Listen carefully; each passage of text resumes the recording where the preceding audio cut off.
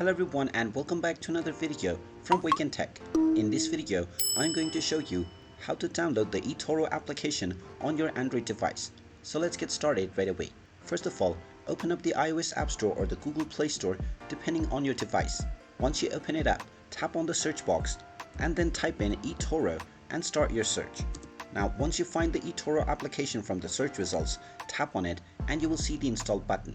Tap on the install button and this will begin the download and installation of the eToro application on your smartphone. Just wait for a while until the installation is completed, and then when you see the open button, you can tap on it to open up the eToro application on your smartphone right away. Now once the application is opened up, you can proceed with logging into your existing account or signing up to create a new one to directly start using eToro from your smartphone. And there you have it.